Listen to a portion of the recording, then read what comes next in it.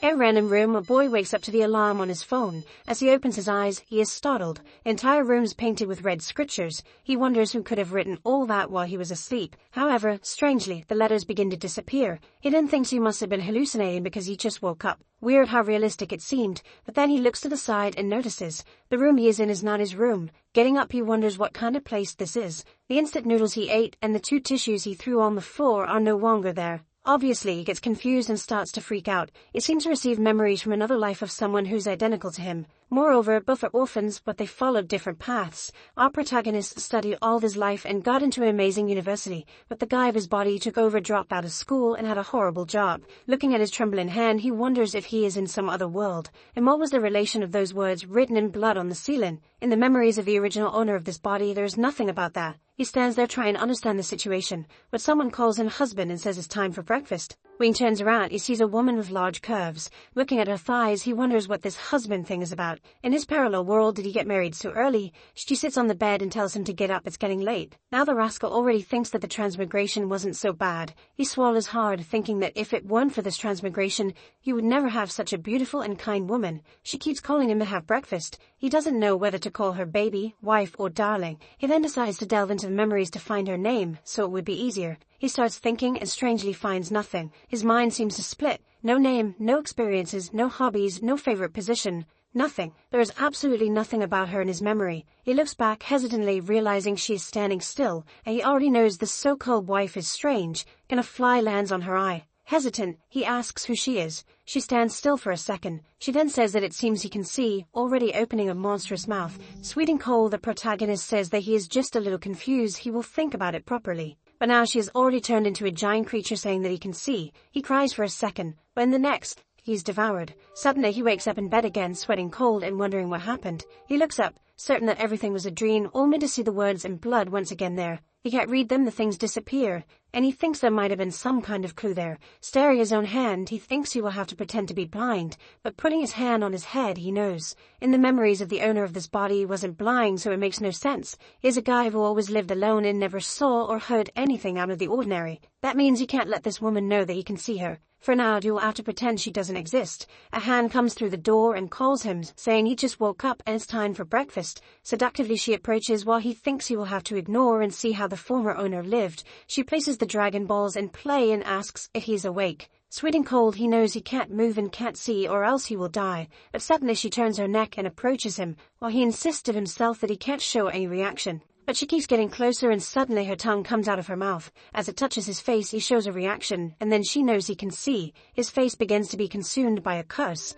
But suddenly he explodes. In the next second, he opens his eyes and gets up startled again. But now he's angry at that damn woman. The poor guy wakes up sweating cold and tries to stop to reason and starts to wonder, is he being resurrected or is this a time loop? Apparently it's like when you save a point in a game. He grabs his phone knowing she wants to force him to show a reaction. He puts on TikTok videos of dancing e-girls to pretend he's distracted, when once again she appears behind him and says it's time for breakfast. She calls for her husband and asks why he is looking at other women like that in front of her. He starts talking to himself saying that he loves that girl from the live stream. Meanwhile, his wife asks if he doesn't like her anymore. She approaches and says she knows he doesn't have a vision problem. So why is the phone so close? Is he seeing her by any chance? He goes back to fiddling with his phone, wondering if he can even seem strange. However, he calms down a bit since she didn't show a reaction. He then goes back to looking for other live streams, but then gets a scare. She appears live streaming on his phone. He stands up and throws the phone on the bed, scared. As he trembles a bit, she behind him says he can see. She opens her monstrous mouth to eat him. But now he comes to throw a punch, but she dodges, and then there's nothing he can do. A bite to the arm, he agonizes and dies once again. While she feeds on the pieces, he wonders if that is really his remains. And with that, he starts losing consciousness again. Once more, she says it's time for breakfast. And she approaches, startling him. Up to the 6th time he resurrected, he still got scared just by her getting close to his face, and he died multiple times because he couldn't act very well. On the 8th time he tried to escape from that room, but there was no way, and she realized that she could be seen, so he concluded that he should pretend to like her since there was no escape. As soon as she came to get breakfast, he said she was amazing. His plan was to take advantage of that as much as possible, but in the end he went hungry as she ate everything. And so he died 13 times in a row while trying to find some way to calm down. Some people who go insane become very sane. But for him, death kept coming. It reached 14, 15, 16, and with each death he received new memories of the owner of that body. He started to understand a bit about that world and how different it was from his world. This is a place full of bizarre tales. On the 18th death he wondered why he was reliving. Who wrote those words in blood and why do they disappear as soon as he looked at them? Once again he opens his eyes, wondering who is responsible for all this. He doesn't know who it is, but he knows his wife is one of them. She is a monster, and he began to repeat to himself that she should die because he deserved to live. Once again she came through the door, calling in husband and saying it was time for breakfast. He got up knowing that every time she comes to do this but never forces physical contact. Standing in the door, she asked if he wanted to start the day by eating some hot, moist meat. He got extremely close, but he walked right through as expected. She could only do something where she is sure he can see. He went to prepare some food while she, desperate at his side, said she already made breakfast and was ready for him. The poor guy sighed, thinking that the more beautiful, the better the lie. She's saying it's ready, but clearly here's nothing prepared. He made his snack, knowing that only by leaving that room would he find something about his wife. When he went to bite the snack, she had transformed into the floor, asking if he was seeing anything. He went to the door to open it, knowing he needed to get out of there, and she was visible on the doorknob, asking where he was going and why he wouldn't stay home with her. But he just opened the door and left the room, saying to himself that no one kills him 18 times and gets away with it. Now he wants revenge. As soon as he finds a way to eliminate her, he will come back here. But as soon as he opens the apartment door, he gets a scare looking at the sky. The world is red and filled with deformed creatures. In front of him, only the silhouettes of people. He gets scared by that and starts laughing like a psychopath, saying that this world is really interesting, but he feels something strange and vomits on the sidewalk. Suddenly someone appears asking if the uncle is okay. He looks startled and it's just a little girl wanting to know if he's sick. He tells her he's fine and she can call him Big Brother. Patting her head, he thinks she's so cute that he would love to have a daughter, but she becomes deformed instantly, saying he can see. His heart stops, and he looks up. The girl turned into a giant demon with a blade. Our protagonist is at a loss for words and then starts laughing loudly, saying that this world is very, very interesting. He likes it and tells her that he really likes this appearance, because that way, when he kills her, he won't feel any guilt. He will end all the weirdos in this place without any remorse. But this time, he was torn to pieces. Once again, he wakes up in bed with the balloon wife asking if her husband is okay. The sun is already rising. The poor guy thinks that having breakfast 20 times in one day is really tiring. Sometime later, he is sitting on a park bench. Once again, the little girl comes and asks where her mother is. Can he take her home? While he's thinking about the madness and all the kinds of strangeness in this place. One type is the completely strange and irrational ones. They are aggressive but can affect anything, like air. The other type is the creatures that are identical to humans. They do nothing but try to get close to you. But as soon as they get a reaction, they make their move. Exactly like that wife. He knows that no normal person in that world can perceive their existence. But you certainly cling to them. Why do you want that? He thinks that maybe his creatures want to integrate into human life. Sometime later, he is holding his phone and received a payment of 3 cents. To survive in this world, at least he will need a bit of money to discover the things he needs. In the work group, a guy named Wudai is calling for him. The name of our protagonist is Yizui Fangsu. He works selling apartments for a company and knows he hasn't received the commission for one he sold recently. So he sends a message saying he's going to settle that, and he speeds up on his bike. When he gets there, strangely, is a hospital instead of the company's building. The place looks more like an abandoned building. He stands sweating cold at the door, wondering if this is the sales place. He reaches the door and his phone rings.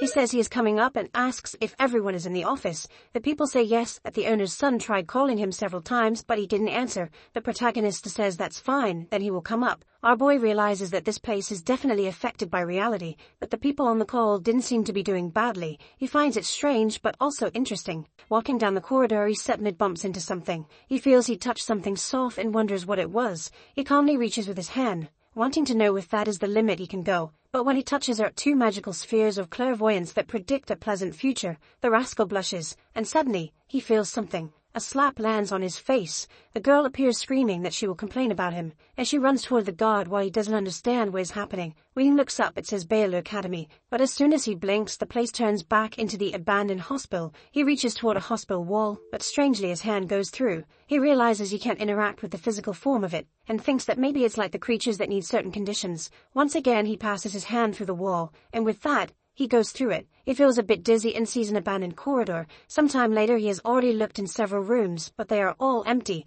But in one of the doors, there is a strong smell of blood. Hesitant, he once again goes to pass through it. He ends up in a room where there seems to be a girl on the floor crying. He keeps looking and she starts to get up. As she looks at him, calling him Big Brother. But now he is resilient and ignores her, passing through the wall. As soon as he comes out on the other side, he faces another creature. But he keeps walking. Even the monster looks confused and he realizes that there are dozens of strange things there. Every place he enters has a bunch of weird stuff. And the bizarre thing is that some rooms are open in a way that they could escape. Now he's getting good and doesn't show any reaction. all thanks to the dear wife who killed him 18 times. Suddenly, he sees some papers on the floor that talk about experiment number 128 that underwent a transformation. He crouches to pick them up, wondering if all the transformed are really human, but unfortunately, he can't even turn the page to know what's written since he doesn't belong to that world. Suddenly something passes through him. He stands up, and it was the hair of a monster on the ceiling. She descends beside his face and asks why he is there. By any chance is he looking to explore the mysteries of life with her? He ignores her while thinking that maybe the best place to go is the director's office. The mental hospital building is the same one from the memory of the body's owner, which should have been a sales company, and the director's office is where the old staff room used to be. He decides to go upstairs to see if there's anything there. As he walks down the corridor, someone calls for Brother Xu and asks what he's doing there. Suddenly, a chubby guy appears, yelling at him, asking how he dares to come to work if he's already been fired. But Fang Xu walks down the corridor and pushes the two aside, thinking there's nothing on this floor. The guy with glasses looks confused and the boss is cursing at him, asking why he's going to the second floor and telling the guy with glasses to stop him, but our protagonist is already walking over there, and finally finds the director's office. Someone yells for him to stop, but he's already got his hand on the doorknob. The friends behind him are freaking out, saying it's all over. But just by seeing the leg, you already know what's coming. Look at the waistline, look at the little mouth. In fact, the colleague was already being squashed. The people ask who the protagonist is and what he's doing there. And he suddenly grabs her arm. She tells him to let go and asks what he's doing, but he just throws her aside, saying she's too noisy. She falls and the guy goes to help her without doing anything, while he finds a paper on the desk, and as he expected, there is some kind of big secret in this mental hospital. The message says that if he wants to receive the gift of fate and uncover the secrets of this world, he has to go to room 520. He wonders if this letter was for him, and leaves wanting to know how they knew he was coming. It's in building C, room 520. Suddenly the lamp bursts. The friend with glasses is still following him, while the other three who stay behind are saying they're scared. He turns on his phone and saying something is not right. The friend beside him says he's acting strange today. Why isn't he talking to anyone? He uses the phone to light up the second floor, and realizes he's no longer in the mental hospital, but in the old company. The guy having fun asks the chubby one for his phone, who says it also has no signal. He tells him not to worry, because with his status he can access more than he imagines. But if he's not wrong, all these things point to them having entered a strange world. An entire place that was once a normal reality now seems to be suffering anomalies. The people who were working are still worried about not delivering the service. One of the building's guards asks if everything is okay, and says he will take a look to see what happened. One of the girls crouches to pick up her phone and turns on the flashlight, but says it's too weak. The protagonist is there too. He turns on his and asks the guy with glasses why his light is also so low. People are questioning the blonde guy about what he said about them entering a strange world, when suddenly he loses his temper and tells everyone to shut up, saying they need to stay calm because that's the only way they'll survive. People fall silent, seeing that he got stressed out of nowhere, and the guy explains that in simple terms, they have entered a world full of ghosts. Basically, it's an alternate dimension where they live. People are silent for a second and ask about the guard who went to check the light. It's been 3 minutes and he hasn't returned. Tang once again warns that in this world you can't violate any ghost rules or you'll die. The chubby guy, trembling, asks what they're going to do now then. He replies that they urgently need to find a way to escape from there, or everyone in that place will die. The protagonist is sweating cold and hears a sound behind him. From the familiar sensation, he knows it's a ghost approaching. He warns everyone that one is about to arrive. People tell him to stop joking because there's no ghost there, but one of the girls gets grabbed by the hair, while Fang Zhu watches the people scream, until he says that Xiaoli is already gone. The girl with glasses is scared, saying she must have walked away. She was right next to her and starts calling for a friend, telling her to say something. No one there can see anything properly, due to the darkness. Yu Tang asked the protagonist if he saw the ghost appearance. He replies that unfortunately he couldn't see it since the girl disappeared suddenly. At this moment, everyone starts doubting Fang Xiu, saying that he's acting strange. Yu Tang says that he doesn't seem afraid at all. Could he be a spiritual master? Confused, he asks what that is. The guy finds it strange that Fang Xiu doesn't know what a spiritual master is but is too calm. His identity is in question. The guy explains that his spiritual master is someone who can control their spiritual energy, and in moments like these, they are the necessary people. Fang Xiu asks if the spiritual master thing is someone who learned it in the realm of the strange. If that's the case, he wants to know how to do it. Once again, Tang notices he's very calm and confident, so maybe he's the key to getting out of there. And then he explains that to get out of that world, you need to gather the power of the ghosts. You need to meet 2 conditions simultaneously. The first is to go through the fear between life and death, simulating an emotional trauma. and the second is to come into contact with the ghost to let its power invade your soul. But you must be cautious since ghostly power is like a bloody garment. Even though it covers your body, it also stains your soul. Hearing these words makes Fang Zhu fuffle, especially because he knows that after multiple deaths, he avoids contact with the ghost to not die. From the wife to all the street creatures, they are mere illusions as long as he doesn't interact with them. However, when a ghost crosses into reality, it can kill without the need to be seen. So maybe if he can contact them, he will be able to eliminate them. Fang Zhu wonders if this is a good thing. Remembering his wife, he says he's crazy to become a spiritual master and end her, when suddenly, another person from that place disappears. Tang starts to go crazy, telling everyone to shut up, or they'll attract more ghosts. Fifi approaches and asks what they are going to do. She's afraid of disappearing. Fang Zhu says it's 2 and 3 minutes. Precisely for men it's a 3-minute interval, and for women it's 2. The guard disappeared, 3 minutes later the girl disappeared, and 2 minutes later the other guy disappeared. Following this logic, there are 3 minutes left for another one of them to vanish. He starts to leave and the guys ask where he's going, if he's trying to get himself killed. Fang Zhu says they better start looking for a solution too, or everyone will die in that room. Suddenly Time points at him and tells him to stay still because no one is leaving that room, but the protagonist ignores him and says that considering there are 8 of them, in 20 minutes there will be no one left. Fang Zhu lifts back and warns that anyone who tries to stop him will die before the ghosts. Walking down the corridor as the friend with glasses asks why they never find the stairs, while Fang Zhu recognizes the lights as the same ones that were in the hospital. Suddenly he realizes they are now back in the hospital. A friend asks if they are hallucinating because as far as they remember they were in the company. Why are they in the horror hospital now? Fang Zhu is now sure the company and the hospital are overlapping in this reality. The hospital swallowed the company. At this moment they see a red pool. The entire corridor is dirty, and they recognize the uniforms there as being from the company. Fang Zhu concludes that the ghosts take 2 minutes with women, 3 with men, because that's the time it takes to eat each type of person. He says they still have some time, and the guy with glasses says that it seems they are still eating Jialing. The protagonist finds it strange because in the hospital, everyone was trapped, and the first time you pass through here, there wasn't all this blood in the corridors. The cuts on the clothes prove they're using some sharp blade, and he found only one like that. Something is coming out of the ceiling, and he remembers that the only one moving freely is the ghost doctor he saw right above him that time. They hear some sounds coming from that direction, and when they look, it's the group that was in the room, coming to ask what they will do. They feel a bit awkward and the chubby guy asks if they found anything by coming down there first. Suddenly they scream and the girl says there is a lot of blood there. Everyone recognizes it as being from their allies' clothes, and Tang asks if everyone was eaten. Fearful, Fifi begs to leave and Tang says they really need to flee as quickly as possible. They ask Fang Zhu to lead the way, but he says nothing.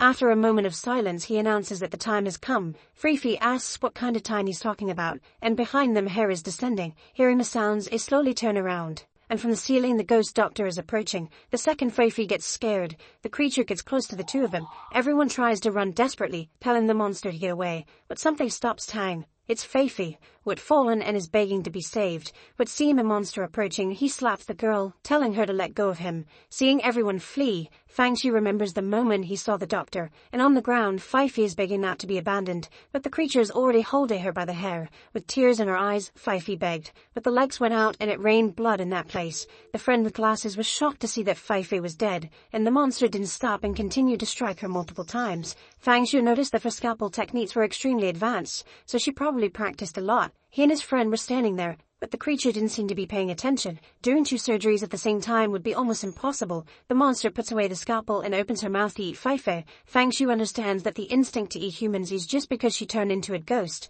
He starts to approach and his friend asks what he's doing next to the monster. Fearlessly, Fang Zhu punches her in the face, but he is startled. Her skin feels hard as steel. He remembers that all the creatures he encountered are extremely powerful compared to humans. The only way is to become a spiritual master to change this situation. The friend calls for him, saying they need to run away. But Fang Zhu says it's okay because that creature only kills one person at a time. That means when she's eating is the safest moment of all. The friend says that soon the monster will finish, but the protagonist says that Fifi had an extra round piece of flesh there that will make it take a little longer. The friend, upon hearing that, vomits, while Fang Zhu remembers that he needs to absorb cursed energy from the creatures. And in a dimension like this, near the ghosts is where the most concentrated power it is. A physical touch would be the best way. Seeing the ghost's thighs, he pats them to see if he gets infected. The monster's legs are inverted and Fang Zhu is patting them. The friend tells him to wake up, but it's not the time for this kind of thing. But Fang Zhu just says that if he's scared, he can run away. The guy says okay, and if so, they should go all out. He gets closer to the protagonist to touch the ghost's legs.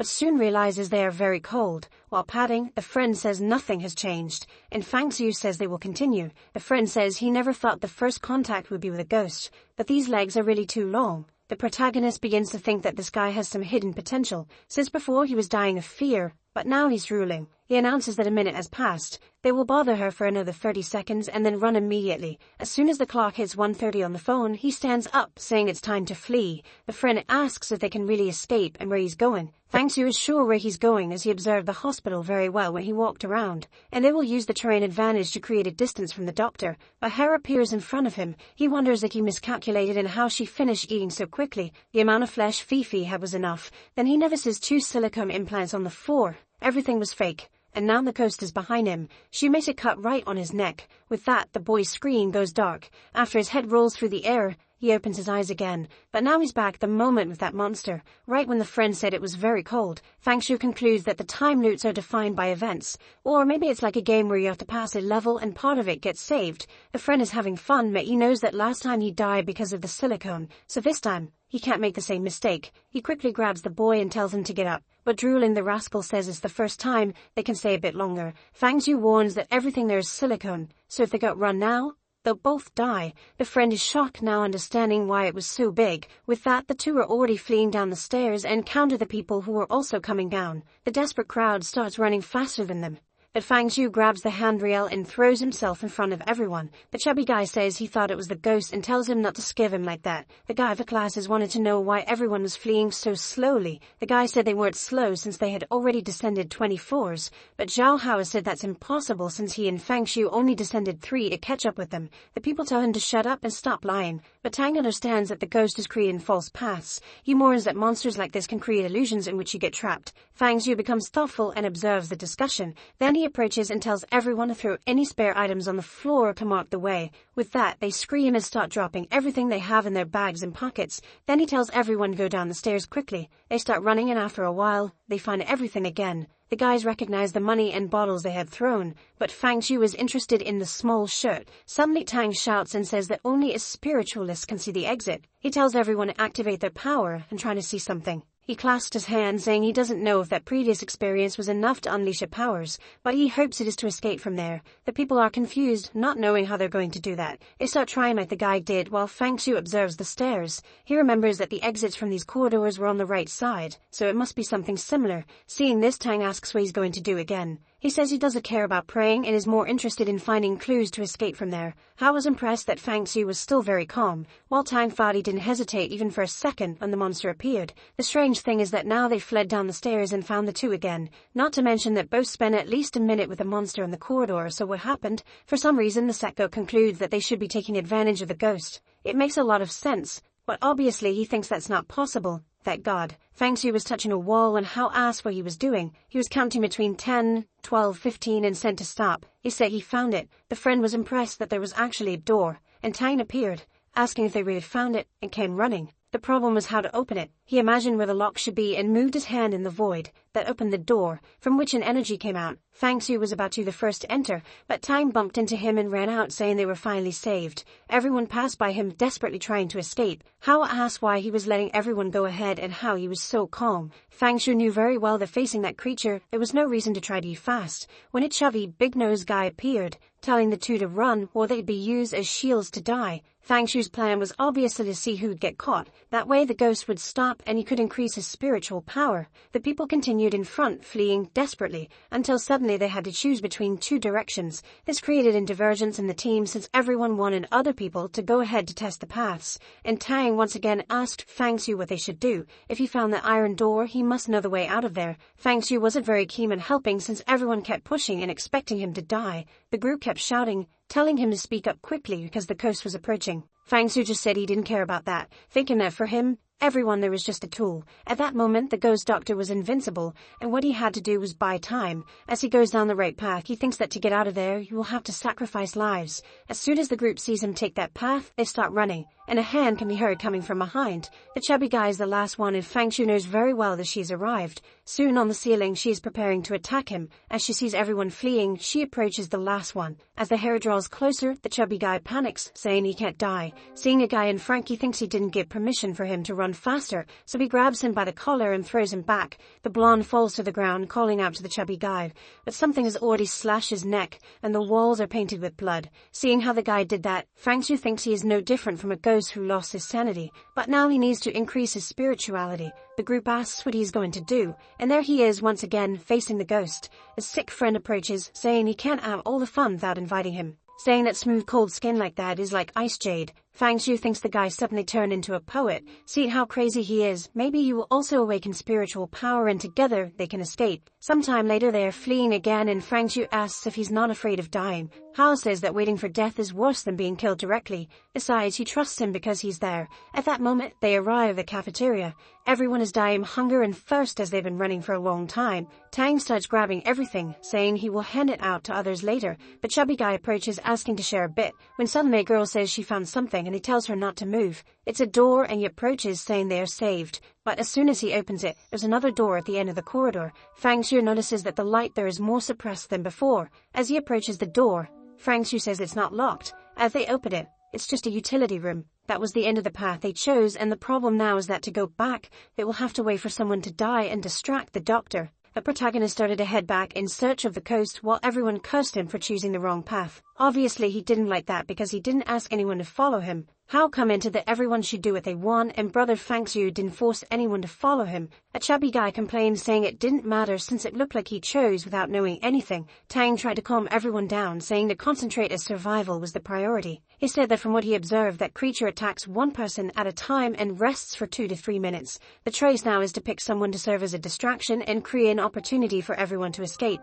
Fang Shu understood immediately what was going to happen. Tang came and hit him on the chest, saying that if it wasn't for him, no one would be there, so he would have to be the one chosen to pay for the sins. Hao asked what he was doing and Tang shouted for everyone to help, but Fang Shu stepped in and put him in a chokehold. As he was pulled away, he called the chubby guy to help him out, put Hao in a chokehold too and fell with him to the ground. Suddenly, the door slammed shut. Fang Shu had isolated himself outside. The group asked what he was doing. Fang Shu said he never imagined he'd be so interested in people. Apparently, they are stranger than ghosts. He thanked them for their interest but warned that he would make everyone pay next time. And with that, he died again. As his body fell to the ground, the group opened the door to run out. Hao, with tears in his eyes, went to help Fang. And as Tang left back, smiling, he saw something terrifying. Even dead, Fang Shu was smiling and told him to just wait a little longer. Back to the moment he warned there was silicone. He ran out, but this time smiling in a macabre way. The guys were running down the stairs, trying to escape, thinking a ghost was coming, when once again he fell in front. Ignoring everyone, he started running as they asked what he was doing. While he descended the steps, counting, the group was once again dealing with the problem of walking in circles. He reached the door and opened it without fear. No one understood how he found it so quickly. Tang asked if he had awakened his spiritual powers, but he just ignored them and warned they had 1 minute before the ghost would appear. Seeing this, Tang smiled, saying it seemed he had indeed awakened his powers. If he helped him escape, he would pay 5 million, but Fang Shu just smiled, saying there was no need to rush because he needed to resolve something before leaving. When Tang was about to ask what it was, Fang Shu kneed him in the groin. The poor guy groaned and fell to the floor in pain. Fang Shu said he should use the 5 million to treat that. Agonizing, Tang said he could pay even more if only he asked. But now the protagonist was cold. The rest of the company started cursing him, asking how he could be so dirty. But Fang Shu warned that it was impossible to escape the ghost's speed. But with Tang on the ground, everyone was saved. The group was confused about this notion of being saved, until suddenly another kick landed and now the chubby guy was writhing on the floor. Fang Shu said he should have died a long time ago. Hao and the rest of the group were asking if he had gone mad, and if he was going to do this to everyone. Fang Shu said no because he needed at least one person left. Hao said it was a good plan, while the group began to question if he was really human. He pointed the way and said they were running out of time, but the group began to suspect since he wasn't leading the way. Fang Shu said he would just stay there to touch some thighs. The group was confused and the psychopath friend said he definitely wanted to stay then. The doctor ghost approached once again. As soon as the group saw her, they resumed fleeing, but they stopped right behind the wall to observe what would happen, while the protagonist watched the monster approach. On the ground, Tang begged to be saved, but he soon realized his pants were wet. Fang Shu's kick had caused internal bleeding, and he jumped to grab his leg, saying they would die together. But Fang Shu just stepped on his hand and told him not to worry. He would stay there, right beside him, watching him die. The monster grabbed his neck, and with that, the guy was gone. Paint covered Fang Xiu's face, which he even licked. The guy was really crazy. He even said that the taste of revenge wasn't so bad. But at that moment he felt something in his heart, and wondered how it was possible for his chest to beat so fast. Suddenly he heard his wife's voice calling for him, and thought it would be amazing to see her get torn apart like this guy. He began making advances toward the ghosts, and the group wondered if this was really his plan. He stared at Hao, and remembered that at the moment of his death the guy had called for him. With that he invited his friend to join in. But Hao didn't seem very keen, and everyone called him a ghost. At that moment, Fang Xiu realized that having died those 20 times and experienced so much madness was causing him to no longer have any emotional fluctuations. His humanity was slowly disappearing, and at that moment he and Zhao Hao were completely different. But he had no option, so he wouldn't force his friend. But suddenly Zhou said that in that company he was the only person he could trust. As he was his only true friend, he would trust his plan. But he said he looked scary with that wine all over his face. But he soon approached with a blushing face to activate more spiritual power. While they were having fun, Hao asked why he attacked those two. Fang Xiu said that considering the ghost's speed, it was impossible to escape. And as soon as she caught up, those two, having higher positions, would discard the others. Suddenly he felt something and asked Hao if he felt the coldness approaching his body. Hao said no, he was normal, while Fang Xiu realized it wasn't an illusion. What he was feeling was an influence of the ghost's power. He noticed that the connection was very weak, but it seemed to be reaching a critical point. Perhaps it was the precursor to gaining spiritual powers, but now Hao seemed motivated, wanting to find this cold region. Suddenly he warned they should run. However, Fang Xiu said there was no problem since the chubby guy was lying nearby. The boy smiled, saying that was really good news, but he asked what it felt like to awaken spirituality since he wasn't feeling anything. Fang Xiu explained that what he probably lacked were life or death situations. The mental state hadn't reached the necessary point yet, which is why he didn't feel it. Hao found that strange and wondered when Fang Xiu experienced something like that. Seeing her lick the chubby guy's face, he said it was a good thing because it would take about 5 minutes. They would have to use this time to absorb as much as possible, and with that, the cold energy began to invade Fang's body. He started to try to perceive where it was going, and soon felt it seemed to be going to his brain and heart. They were now turning into blocks of ice. A cold blade cut through his entire body, and after being shattered, a light appeared in his chest, a flash that concentrated and turned into a red sphere. As soon as Fang Xiu regained consciousness, he realized that all his 5 senses had been sharpened. Even his thinking speed and control over his body had improved. It was as if more parts of the world had become available to him, but he realized he had awakened less than 1% of his spiritual capacity. The ability seemed to be related to the desire he felt. He wondered what that was and suddenly felt a shock in his heart. He agonized and wondered if his ability was to cause pain. The sequence of deaths made his greatest desire to return that sensation. Whether it was negative emotions, mind distortions, or pain, he could make enemies experience all of it. Out of nowhere, he smiled and started laughing, saying that now he was incredible with this ability. Seeing him go crazy, Hao asked if that had worked, while Fang Xiu concluded that he had received the best possible ability for him, remembering his dear wife. He stood in a trance while Hao called for him, saying that 2 minutes had passed, but Fang Xiu just told him to step aside as he was going to test his power. Immediately, Hao stepped back, saying it seemed to have worked, and that was very good. He then approached the ghost doctor. Concentrating the power in his hand, he knew that it carried everything he had experienced in those days. He knew that the more times he died, the more pain he would accumulate, and the stronger he would become. As long as he continued being revived, he could infinitely strengthen himself. He punched the ghost in the face, saying he wanted her to experience this masterpiece. The punch hit her squarely, but the power seemed to dissipate. She was thrown back and dropped the scalpel while crying on the floor. But Fang Xiu immediately realized that his punch was mediocre, and a little spirituality he had was now exhausted. The blow had hurt the ghost, and she didn't seem to have felt the pain he did. While he thought about this, Hao said maybe it was time to run away, or they could go back to touching again. He thought that maybe putting this energy into weapons would be the best way. And speaking of weapons, there was one right on the ground for him to use. He crouched to pick it up but soon felt an energy. That blade seemed impossible to lift, and its power immediately attacked Fang's heart. He could see all the times that weapon had been used,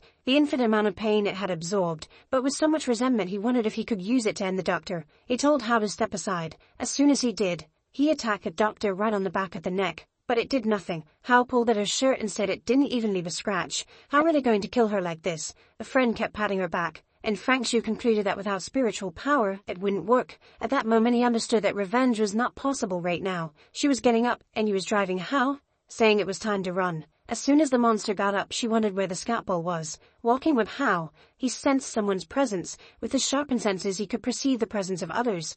Hao asked where they were going when the two who had been hiding appeared. Hao called them cowards for running away and now coming back to ask for help. But Fang Xiu said there was only one solution. they would have to go through each of the 4 doors. Everyone was scared, and the guy said that with a monster following them, they only had time to try one. Fang Shu ignored them and walked away, saying he wasn't forcing anyone to follow him. As soon as they heard a sound behind them, they knew she was getting closer. Fang Shu realized that by stealing the scalpel, the ghost's behavior would change. He opened the door and told everyone to run. They started climbing the stairs in desperation. As soon as they closed the door, it was destroyed from behind, and the ghost began to ascend the corridor. With a macabre face, she told him to give it back. She ignored everyone on the stairs and went face to face with Fang, telling him to hand over the scalpel. Fang Zhu managed to defend himself when she attacked, but then she opened her mouth and went for his neck. At the east gate, they died. They went to another room. This time he ended up coloring the chubby guy in another place. Once again he stole the scalpel and headed in another direction, smiling. They ran to the north gate and reached the elevator. But as soon as he tried to enter, the monster opened the door and finished him off too.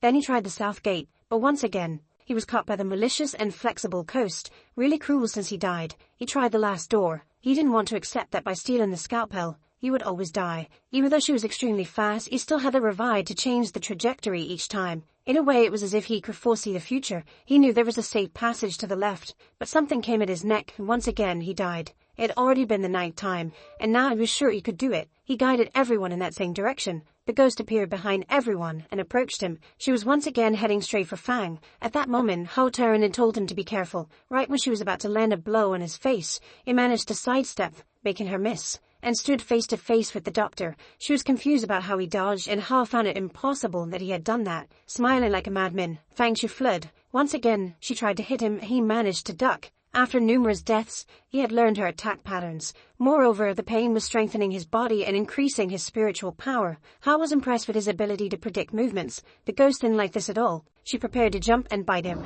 but he was confident that he now knew her trajectory entirely. As she came at him once again, he rolled to the side and dodged again. The ghost was already going crazy, telling him to die already. The group couldn't believe he was escaping her, while Hao was thinking this was the power of a spiritual master. Running towards the door, he once again saw the exit, confident that now they would escape, but strangely, the ghost stopped in front of him. He was confused, and she told him not to go while trembling. Fang Shu found it strange because she seemed scared. With that, she fled, delivering a precise attack on poor Hao. The poor guy staggered back, wondering what that cold thing was. He ran to Fang Shu and asked what had happened. He said everything was normal, and according to logic, that was the path to survival. But he realized that even the doctor fled when she saw that place. That meant it might not be the exit, but rather something so terrifying that even she was scared. He knew it was the mouth of an abyss. The group kept asking why he didn't run. He sat down, saying it was good to rest for a while. After thinking a bit, he had an idea and told everyone to get up. Once again, they walked through those hospital corridors, and he slowly approached the metal door, wondering if there really was a great danger outside.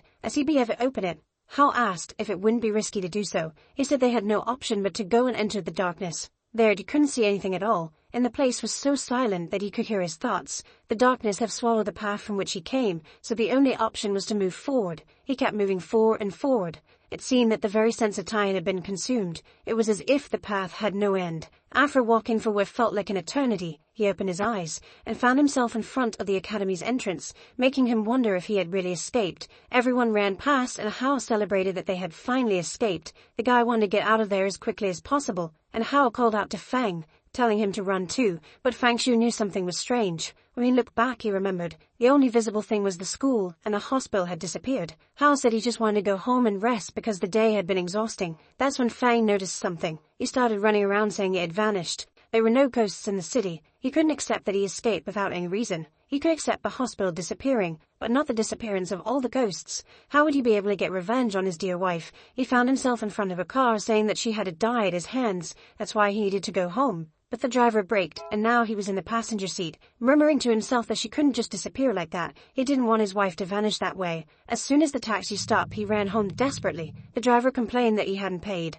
but he didn't care and ran up the stairs, saying that World couldn't disappear. He entered his house, shouting that she could leave him like that. But the place seemed normal. After checking all the rooms, he fell to the floor, saying that she had killed him 18 times. How could he live without her for the rest of his life? All that suffering at the hands of the ghost doctor was to get revenge. He accumulated rage and pain to end the ghosts, but now they were all gone. Lying on the bed, he wondered where he would direct all that hatred, and now, without any feeling, what was the meaning of life? At that moment, he received a message on his phone, telling him to check the news. the Belu Academy was burning. He immediately saw that the news reported a fire that engulfed the entire building. More than 11 people died, including some of the bosses there. The psychopath Fang Shu started laughing, because the message said they found his body dead. He got excited, thinking that apparently the mysterious things hadn't ended. They just wanted to play hide and seek with him. Now he was sure he could see his wife again. On his phone he was getting a bunch of messages from the boss telling him to come to work. He laughed because this guy was dead. It was ironic that even dead, the boss kept ordering him to work. Suddenly, a bloody message appeared on the phone, saying that just because he wasn't speaking it didn't mean he didn't know. An energy came out of the phone and created an eye that said it saw him. It ordered him to follow him now. Fang Shu calmly grabbed the eye and told it to stop possessing the phone because he only had one. With that, the illusion dissipated, but he was curious to see what the next mystery was. Now in front of the academy, which was completely destroyed, he smelled the burnt everything and thought it looked very realistic. Suddenly, he saw Fei Fi standing there. All excited, she came to talk to him, saying he arrived early today. He touched her shoulders and asked if she was real. She said he was getting very bold. But suddenly he pulled her, saying he knew very well how things had happened. He was going to climb the stairs or how it appeared and asked if he was forced to work. He said he actually liked it a lot and asked where Boss Dahai was. Hao pointed and said the guy was at the back of the room. Strangely, company was as busy as ever, and Fang Shu began to wonder if what he saw was a lie and this was actually reality. When he found the boss, he was scolded, being asked why he had responded to the message in the group. Fang Shu ignored this and asked when he would receive his commissions. Dahai said he had the nerve to arrive late and talk about commissions, while Fang Shu complained, saying that even dead, Dahai was disgusting. The boss pointed his finger at him, asking what he was talking about, dying, and told him to speak properly because he was very much alive. But suddenly, Fang Shu finished him off with the ghost doctor's weapon. The boss groaned and fell to the ground. Fang Shu smiled, saying that apparently now he wasn't alive anymore. Everyone at work stands up and stares at him. Fang Shu walks over to Hao, pats his shoulder and asks what happened. Suddenly, Hao's body inflates and transforms. Fang Shu realizes that everyone's bodies are cursed and starts finishing them off. When he's done, he asks whoever did this if they had enough fun, but he realizes it's all a dream. On the ground, the people are writhing, begging for a like in this video to help Mamoru make more juicy content for his viewers. Activate the cheeky little bell. I am out.